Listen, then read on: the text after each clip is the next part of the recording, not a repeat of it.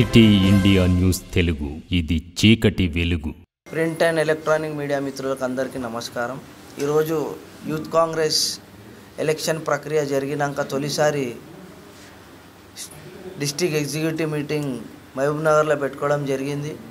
నాకు మహబూబ్నగర్ ఇన్ఛార్జ్ చేయడం జరిగింది పార్టీ తరఫున, యువజన కాంగ్రెస్ తరఫున. మరి ఈరోజు ఇక్కడికి రావడం జరిగింది ఎందుకంటే అసెంబ్లీ ప్రెసిడెంట్ని, మండల్ ప్రెసిడెంట్లని, మళ్ళీ జిల్లా అధ్యక్షులు, జిల్లా కమిటీలు అందరినీ ఏకతాటిపైకి తెచ్చి పార్టీని, యూత్ కాంగ్రెస్ని బలోపేతం చేయాలని మాకు ఆదేశాలు ఇచ్చారు యువజన కాంగ్రెస్ అధ్యక్షుడు. మళ్ళీ అదే విషయం ఇక్కడికి వచ్చి ఇక్కడ ఉన్న యూత్ కాంగ్రెస్ సమస్యలు ఏంది, ఇక్కడ ఉన్న కోఆర్డినేషన్ సమస్యలు ఏమైనా ఉన్నాయా లేదని తొలిసారి రావడం.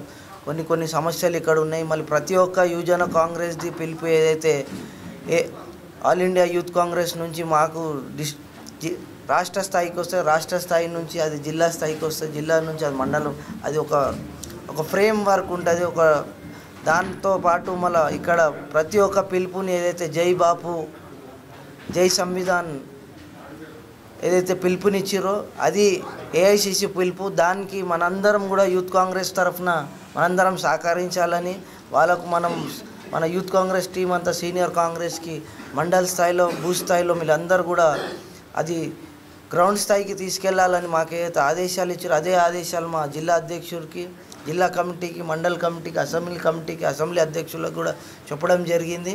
మళ్ళీ ఇక్కడ వచ్చి ఈ మీటింగ్ పెట్టుకొని తొలిసారి మహబూబ్నగర్ రావడం నాకు ఎంతో ఆనందంగా ఉంది.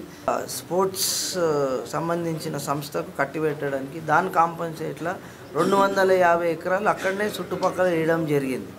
దాని తర్వాత వైఎస్ రాజశేఖర రెడ్డి గారు వచ్చినాక అది కోర్టుకి తీసుకెళ్ళి ఇన్ని సంవత్సరాల కోర్టుల లోవర్ కోర్టు నుంచి సుప్రీం కోర్టు దాకా దాన్ని కొట్లాడి ఈరోజు ఆ భూమిని వాపసు తీసుకొచ్చి ఈరోజు అది 20,000 కోట్ల రూపాయలు, 2 కోట్ల రూపాయలకి ఇచ్చిన భూమి వాల్యూ 20,000 కోట్లకు అయింది. కాబట్టి దాన్ని డిమార్కేషన్ చేసి బాజాప్తా అప్పుడున్న అధికారులు, అప్పుడున్న వైస్ ఛాన్సలర్, అప్పుడున్న రెవెన్యూ ఆఫీసర్ బాజాప్తా రాసిచ్చి అవి కోట్ల ఏ రోజు కూడా హెచ్సియు అనేది ఈ కేసులో ఇంప్లిమెంట్ కూడా కాలేదు.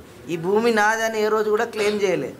ఇదంతా అవస్థలు ఏదో బీఆర్ఎస్ అది ఏంటంటే ఈ భూమి ఎస్సీకి ఆనుకొని ఉంది కాబట్టి ఈరోజు ఇంతగానం ఇష్యూ జరుగుతుంది.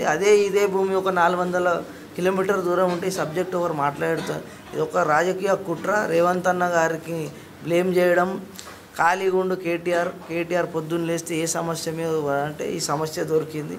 ఆ పిల్లలు ఎస్యూ పిల్లలకు ఎన్వైరన్మెంట్ ఉంది, అది కోర్టులో నడుస్తుంది. అది కోర్టులో ఏమైనా ఉంటే అది కోర్టు డిసిజన్ తీసుకుంటే దాని